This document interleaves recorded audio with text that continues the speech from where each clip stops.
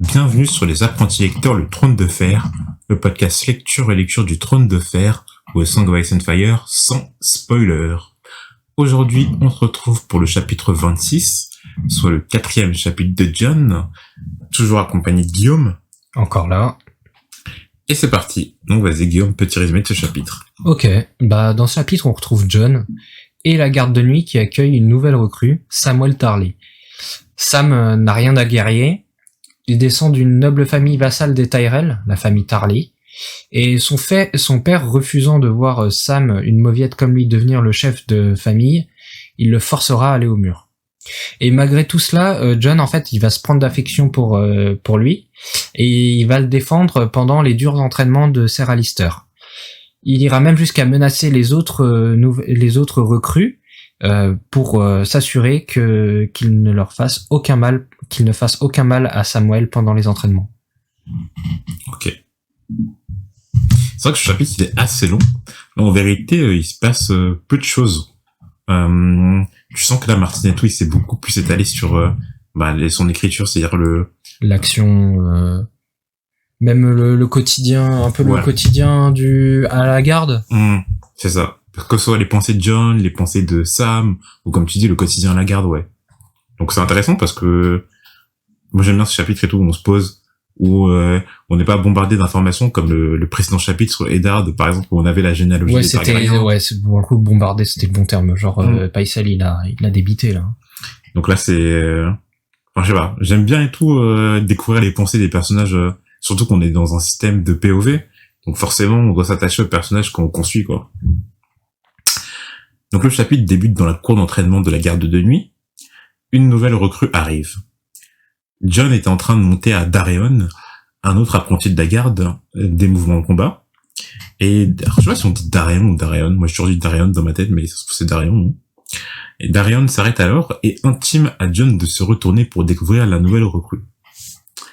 C'était le garçon le plus gras que John ait jamais vu, dans les 250 livres à peu près, à vue de nez. Donc, est-ce que t'as cherché combien ça représente 250 livres? Non, vas-y, dis-moi, ça fait combien? À ton avis? Franchement, je pense que ça fait bien 120 kilos, un bail comme ça. Hein. Un peu moins, 113. 113, bon. C'est déjà pas mal, hein. Et tu penses que Martin, s'il avait su ce qu'il allait devenir physiquement parlant, il aurait été aussi dur avec Samuel? Je sais pas. Mais 113 en fait pour l'époque et tout c'est énorme. Ouais, je pense. Parce que faut dire qu'à l'époque il y avait pas de fast-food, il y avait pas de pour atteindre 113 kilos alors que tu mangeais que des aliments naturels entre guillemets qui étaient pas transformés par l'industrie chimique ou l'industrie naturelle, une industrie quoi. Fallait le faire hein. Putain, on dit ça avec nos restes de Burger King au pied, tu vois, on est vraiment des merdes. Pip, un autre apprenti qui, après avoir parcouru les 7 couronnes, devinait les origines d'une personne rien qu'au son de leur voix, gâche que Sam vient de Haut-Jardin. Et en fait, dans la suite du chapitre, on apprend aussi que Pip sait extrêmement bien mimer les voix, que c'est quelqu'un de théâtral hors pair et qui est aussi très drôle, surtout avec ses grandes oreilles. Donc, je sais pas, Pip, il apparaît quand même assez sympathique en fait dans sa vie. Le sidekick rigolo de John. Tu peux me passer l'eau, s'il te plaît? C'est ça, un sidekick un peu rigolo. Donc on a déjà parlé de Haut-Jardin, on sait que voilà, c'est gouverné par Mace Tyrell, tout ça on l'a déjà dit dans les anciens épisodes. Ouais. Le blason du nouveau venu était un chasseur écarlate, mais John ne connaissait pas ce blason. À l'arrivée du nouveau, Alistair l'insulta gracieusement, et Donald Noyle, l'armurier de la garde de nuit, donc on l'avait découvert... Ouais. Mais qui fait du coup forgeron aussi parce qu'il était en train de battre une épée, je crois. Ouais. Donc, du coup, il fait les forgeron. Oui, il est forgeron aussi. Eu beaucoup de mal d'ailleurs à équiper Sam dû à sa circonférence. Je vais dire circonférence, mais c'est plutôt la circonférence là. Lorsqu'il revint enfin équipé dans la cour, Alistair chargea Alder, un autre apprenti, de tester les capacités du nouveau. Et cela fut un carnage. Alistair trouva alors un surnom, pendant que Sam était en train de supplier grâce à Alder, sœur Gorée. Moi, il y a Seigneur Jean Bonneau aussi, j'aime bien. Moi, je crois que j'aime bien le Seigneur Jean Bonneau. Tu sens à la garde et tout, ils ont pas mal de surnoms. Ouais, les sobriquets, c'est comme les mecs de cité en termes de surnoms, ils sont bouillants, quoi. Ouais, sœur Gorée et Seigneur Jean Bonneau, c'est pas mal. Enfin, bon, le surnom de John, c'était Lord Snow, je crois. Ouais, ou le bâtard, ouais, c'est pas très inventif. Donc, que Lord Snow et tout, même c'est pas très inventif et tout, ça pique, quoi. Ouais, pour lui, ouais. C'est ce qui lui fait le plus mal. John, n'en pouvant plus d'assister à ce carnage, ordonna à Alder d'arrêter. Une friction apparut alors entre Alistair et John, car le maître d'armes de la garde de nuit, lui, voulait continuer. Alistair manda alors 3 autres membres de la garde de nuit de se battre contre John, tandis que Pip et Gren, donc en fait c'est marrant parce que en fait Gren, on le rappelle, c'est celui avec qui John a eu des tensions lors de son arrivée à la garde de nuit, et là en fait c'est Gren qui vint aux côtés de John pour le défendre, quoi. Ouais, ils ont fini par devenir potes visiblement. Vinrent ce jour au bâtard de Winterfell. Une bataille s'ensuit entre ces deux groupes, mais celui de John gagna la partie. Sorn, furieux du résultat, s'en alla en arrêtant l'entraînement. John vint alors à la rencontre du nouveau venu.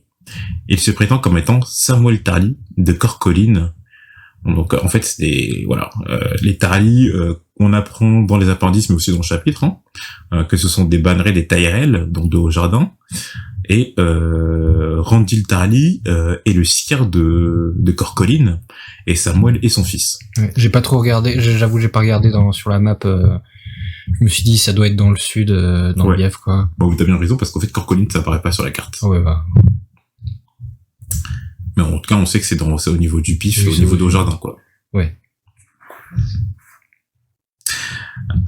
On apprend d'ailleurs que Sam devait lui succéder, mais il n'achève pas sa phrase qui évoquerait justement les raisons qui l'ont fait venir à la garde. Quand Gren lui demande pourquoi il ne s'est pas relevé, Sam avoue être un lâche qui ne voulait pas encore plus être baissé.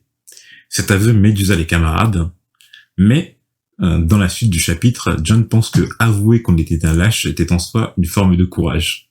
Ce qui est assez vrai quand on y pense, parce que quand t'arrives, je pense que dans ce monde assez masculin, viril, et quand je sais pas, qui quand même a l'air de se baser sur l'honneur, avouer qu'on a un lâche d'une façon comme ça, tu sais. On dirait que c'est l'équivalent du coming out aujourd'hui. Ouais. C'est un peu ça, quoi. On a ensuite un aperçu de la vue de John au mur. Donc les frères noirs affectaient les nouvelles recrues à diverses tâches qui permettaient de découvrir les talents de chacun.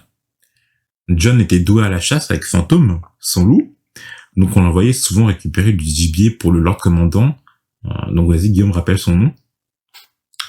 Jérôme Mormont. C'est ça. Mais il était souvent avec l'armurier, qu'il qualifie de manchot dans ce chapitre. Donc est-ce que tu te souviens comment il est devenu manchot? Donald Noyle, l'armurier de la garde de nuit. Pendant le siège d'Accalmie, il me semble. Ouais, pendant un certain siège d'Accalmie. Donc Accalmie, on le rappelle, c'est les terres en fait des Baratheons. Ouais. Et l'actuel seigneur d'Accalmie, en fait, c'est Renly. C'est Renly, mais bon, il siège pas à Accalmie, il est au conseil restreint. En fait, il y a aucun, en tout cas de ce qu'on connaît là, il y a pas un frère Baratheon à Accalmie. Mais c'est bizarre de se dire que Stannis n'y est pas, quoi.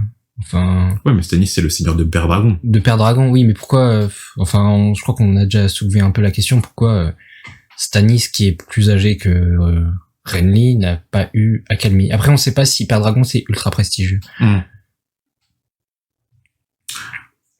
entrant dans la salle commune de la garde, John vint à la table de Sam qui était seul. Le jeune Tarly s'étonne à la vue du loup-garou de John, l'emblème des Stark, et malgré que l'emblème des Tarly soit un chasseur, Sam, lui, déteste la chasse. John et lui sortirent alors de la salle commune, et Sam lui avoue qu'il ne pensait pas que le mur serait aussi vétuste, qu'il y ferait aussi froid. Alors, je sais pas si on avait eu cette conversation sur le fait, est-ce que les gens connaissent l'état de la garde de nuit, connaissent l'état du mur, mais visiblement non, vu que Sam s'attendait à toute autre chose. Bah, je pense que déjà, Sam, il vient vraiment du sud, quoi. je pense plus t'es loin du sud, plus t'as du mal à réaliser ce que c'est vraiment la garde de nuit. Je pense quand t'es dans le nord, t'as une idée un peu t'as un peu une idée de ce que c'est le mur, genre qu'il y a plus grand chose et tout, mais plus t'es loin, plus ça devient de la rumeur, des légendes par rapport au mur.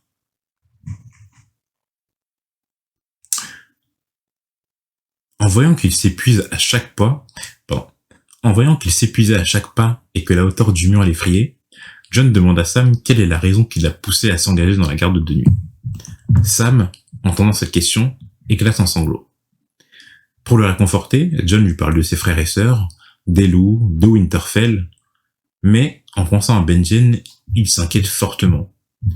On apprend que le vieil ours, donc en fait le vieil ours, ça se réfère à Jeor Mormont, le commandant de la garde de nuit. C'est l'emblème des Mormons, l'ours. Ouais, c'est ça. Et puis en fait qui règne sur la terre qu'on appelle l'île aux ours. Ouais, c'est vrai.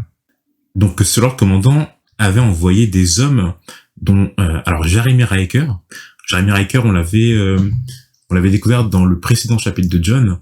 Et tu sais, c'est lui qui alors il avait évoqué le fait qu'il était en compagnie de Alistair Storm lors de la bataille de Port-Réal. Lors du sac de Port-Réal, ouais. Mais du mauvais côté. Quoi. C'est ça. Donc que tous les deux ont été envoyés par la garde de nuit par Tywin. Donc Sir Jeremy Riker et un certain Corinne Alfend. Donc c'est marrant ça parce que Corinne Alfend, en plus tu me l'évoquais Guillaume en off, ils ont pas là, en tout cas maintenant traduit son nom. Et je sais pas pourquoi, mais je crois que dans la version Vostefer de Game of Thrones, ils disent Corinne Mimin. Ouais. En tout cas sur la traduction OCS, c'est Corinne Mimin. C'est ça. On se retrouve, je sais pas encore si justement dans la suite des tomes mais je crois qu'ils ont traduit son nom dans la suite. Mais en tout cas, bon, là, ça c'est comme un moment, Viv Zeg, on avait eu droit à Riverrun à un moment au tout début du tome, on avait eu droit à Riverrun. Ouais. Bon, il doit y avoir quelques fautes de traduction, quoi. Donc, quelques oublis. Des oublis, ouais. C'est fou quand même, ça a été traduit il y a longtemps, quoi. Oui, ils auraient pu rectifier ça, t'as raison. Ça, vu le nombre de rééditions, de nouvelles belles couvertures et tout qu'il faut faire un effort quand même, hein. Donc voilà, bon, ce Corinne Alphen, plus tard, si on se réfère à Corinne Mimin, c'est la même personne, quoi. Mais donc, leur commandant envoyait des hommes, dont Jeremy Riker et Corinne Mimin, à la recherche de Benjen. John parle aussi de ses rêves à Sam, où il arrive à Winterfell, appelle les membres de sa famille, mais personne ne répond.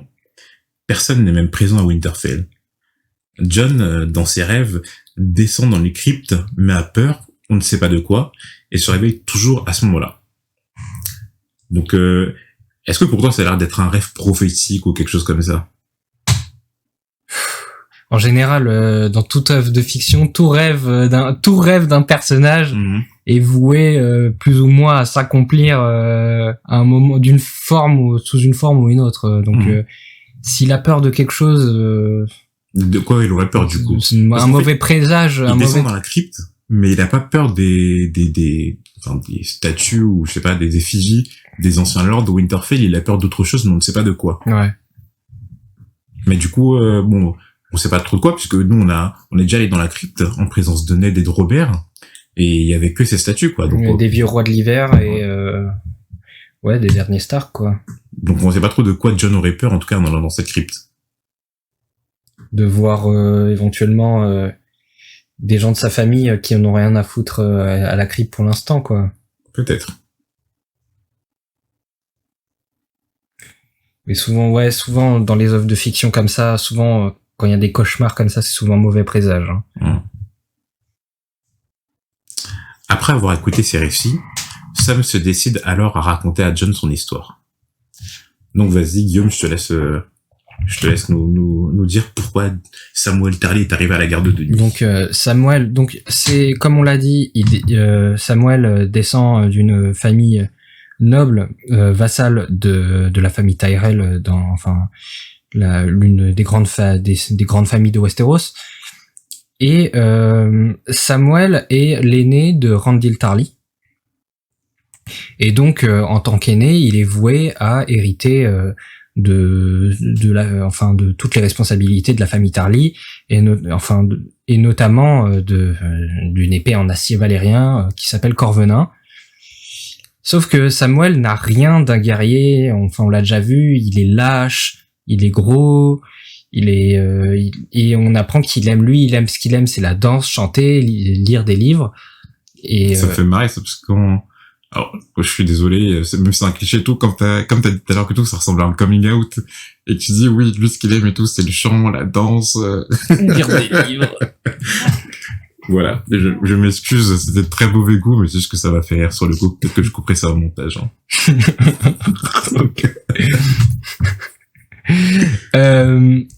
Et donc, vraiment, on voit que Randyll Tarly, en tout cas, c'est pas du tout son délire. Lui, ce qu'il veut, c'est un aîné. Enfin, il veut que la personne qui lui succède soit un guerrier aguerri, un homme dur, etc. Et pourtant, il s'en est donné les moyens. Hein. Il a enchaîné les maîtres d'armes pour essayer d'endurcir Samuel. Et même, il a fini par appeler des mages. Des mages à la peau pâle et aux yeux bleus qui ont trempé dans le sang et tout. Alors des sorciers de Kars ouais. Qui ont la peau blanche et les lèvres bleues. La peau blanche et les lèvres bleues, il est allé jusque là. On avait déjà entendu parler. C'est la deuxième fois qu'on entend parler de Kars. La première fois, tu te rappelles c'était quand ou pas? Non. C'était quand on évoquait quand Daenerys évoquait avec ses servantes l'origine du dragon. Et que Dorea, celle qui enseigne l'érotisme à Daenerys, avait dit que des marchands de Kars lui avaient appris que les dragons descendaient de la lune, en fait. Ah ouais, d'accord, t'es précis, toi. On est précis dans ce podcast. On est précis. Et donc, bon, visiblement, même ça, bon, c'était des charlatans, visiblement, ça a pas marché. Et donc ce qu'il fallait à Randyll, c'est avoir un vrai héritier. Donc il a fini par avoir un deuxième fils, mais entre-temps il a eu 3 filles. Mais finalement un deuxième fils est arrivé et il se trouve que lui il est prometteur, il a tout d'un guerrier. Et Randyll a pris une décision. Vu que à Westeros, on veut que ce soit l'aîné qui, peu importe son profil, soit l'aîné qui prenne la succession, bah il a trouvé le moyen de se débarrasser de son aîné. Donc il lui a fait le deal. Soit Samuel va au mur et refuse de prendre tout droit de garder tout droit de succession, soit il dira à la mère de Samuel que Samuel a eu un malheureux accident de chasse. Bon, il finira pas même lui dire que rien ne lui ferait plus plaisir que l'égorger, quoi. Donc sympa. C'est vrai que Randyll Tarly, écoutez Sam, il a l'air d'être assez intransigeant, voire cruel en fait. Oui, je pense que. Enfin, s'il agit comme ça envers son fils. Ah ouais. Alors je comprends bien qu'il peut détester son fils, hein. Mais jusqu'à aller vouloir tuer son sang, c'est quelque chose, hein. Mais c'est pour ça que Samuel quelque part, il y a Tyrion qui lui revient en tête quand il voit quand il voit Sam. L'un est gros, l'autre est nain, mais dans les deux cas, c'est des gens indignes aux yeux de leurs parents, quoi. Alors Tywin, pour l'instant on le connaît pas, mais bon, on n'a pas eu trop d'informations sur lui, mais Tyrion a bien dit que tout nain était un bâtard aux yeux de son père. Ouais, c'est ça. Mais même un bâtard, de ce qu'on a vu pour l'instant, Tywin il est pas allé jusqu'à vouloir tuer Tyrion. Du moins on n'a pas eu ce sentiment-là de la part de Tyrion. Là, c'est clairement dit de la part de Samuel que Randyll a clairement voulu le buter. Bon, après, tu me diras, Tyrion, c'est pas l'héritier. Oui. Donc, si dans la situation où Tyrion aurait été l'héritier des Lannister, ça aurait été. Je suis pas sûr que Tywin, peut-être que Tywin aurait pas été aussi patient avec Tyrion. C'est sûr que c'est pas la même cas de figure. C'est-à-dire, si Samuel était justement le second. Je pense que déjà Tywin il a dû prendre très cher en termes d'humiliation d'avoir un fils comme Tyrion. Si ça avait été l'aîné et que les gens se disaient regardez qui va lui succéder. Ouais, donc faut surtout pas que Jaime meure. Ouais, je pense clairement, Tywin il aurait dit ouais bon ma femme elle a fait une fausse couche, il est mort. Mais attends, mais quoique en fait on y pense, sauf que en vérité c'est le cas, puisque Jaime est entré dans la garde de nuit et c'est un serment à vie. Donc la garde de nuit, la garde royale. La garde royale. Ah oui, c'est vrai qu'il a pas de droit de succession vu que c'est un serment à vie dans la garde royale. En fait, Tyrion, c'est l'héritier légitime de Casterly Rock. Ouais, mais visiblement, t'as le droit de quitter la garde royale pour devenir une main, non? Tu parles de qui? Jaime. Parce que Cersei disait qu'elle voulait voir Jaime devenir une main. Entre ce que Cersei dit et la réalité de la Ouais, chose, ouais, je sais pas. je veux dire, le fait que Jaime ait tué Aerys de le roi fou, ça l'a pas empêché de rester dans la garde royale. Ouais. Donc, on sait pas trop, mais quand on y réfléchit, c'est vrai que à ce moment-là, en tout cas dans l'histoire actuelle, Tyrion est l'héritier légitime de Casterly Rock. De Casterly Rock, ouais. Bon.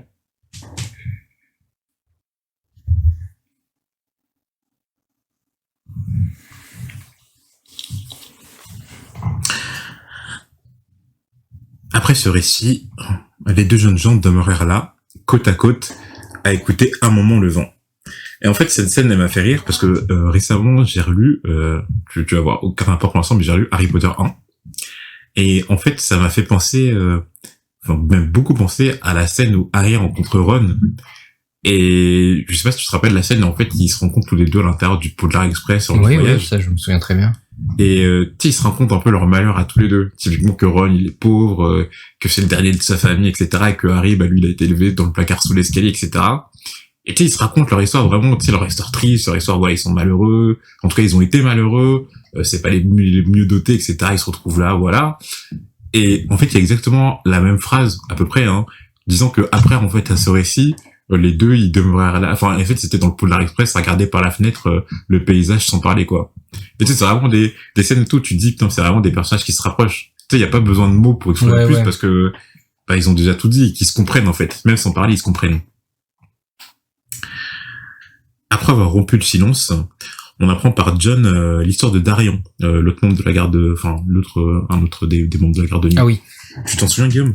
Ouais, il me semble que c'est, en fait, il a ken la fille d'un noble, et le père, il était furax, il a fait passer ça pour un viol ou un truc comme ça. Ouais, alors en fait, Darion, c'était un chanteur, et du coup, bon, il a séduit, comme tu dis, une fille noble par sa voix. Et en fait, le père, il les a surpris dans la chambre. Et pour se dédouaner toute responsabilité, en fait, c'est la fille qui a accusé de viol Darion, genre. Oh, putain, la pute.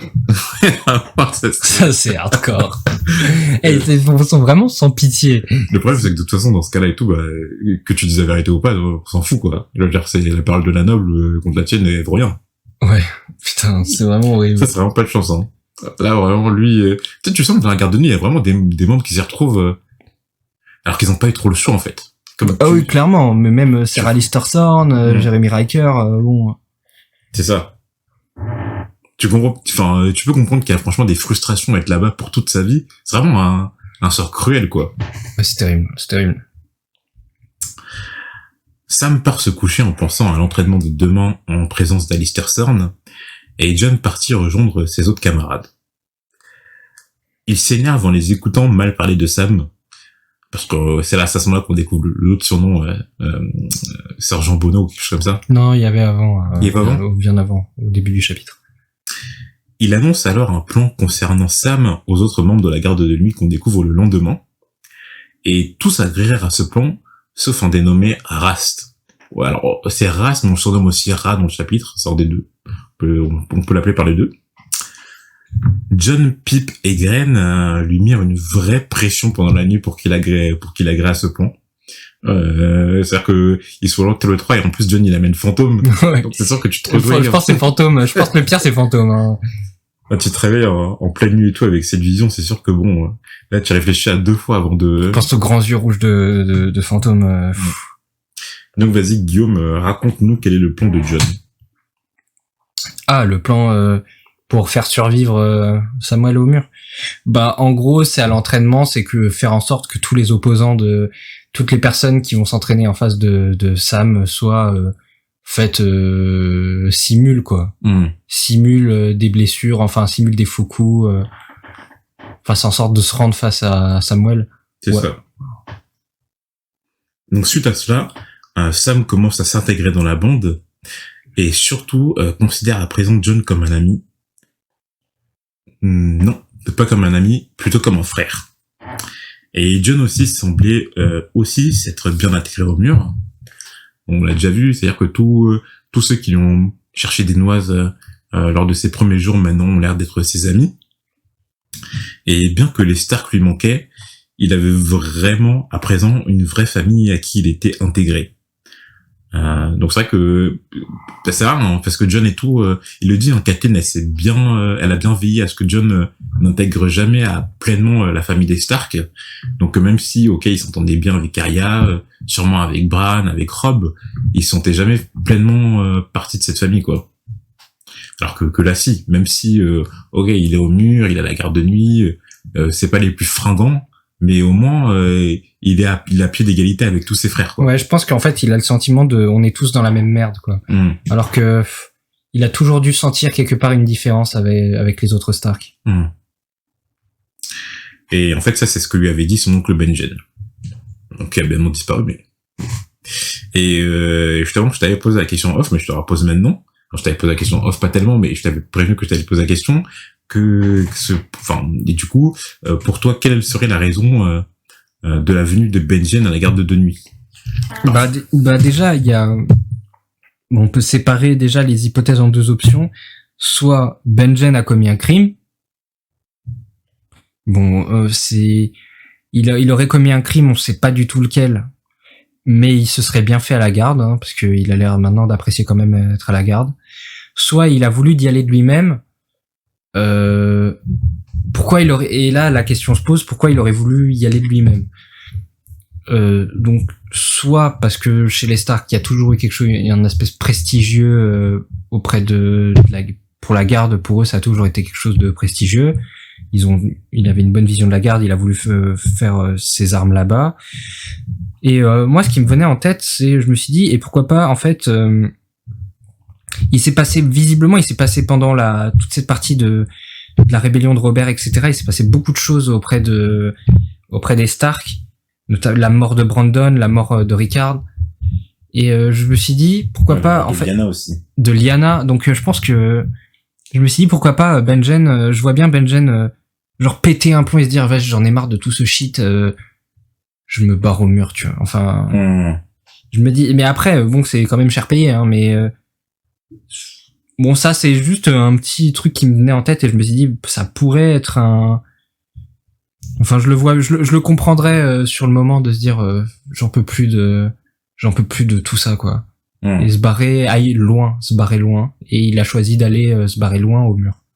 D'accord. Mais bon, il aurait quand même pu se barrer, je sais pas, à Essos, se mettre bien, tu vois, mais comme tu dis, il existe il y a l'air d'exister quand même un certain lien entre les Stark et le mur. Ouais, les Stark et le mur. Bon, voilà. Sachant qu'en fait, le mur a été fondé par un Stark, hein, d'après les rumeurs. Ah oui. Par Brandon le Bâtisseur, ouais. Ok, bon, on a terminé avec ce chapitre, même s'il était long, en fait, finalement, tu vois, on a fait une critique assez rapide. Hein. Ouais. Et puis, on espère qu'il vous a plu. Et puis que l'épisode aussi vous a plu. Ouais. Bon, du coup, on va se retrouver la prochaine fois pour... on retrouve encore Eddard. Je pense qu'on n'a pas fini de le voir, celui-là. Ouais. Et puis voilà, on se retrouve à la prochaine. À la prochaine.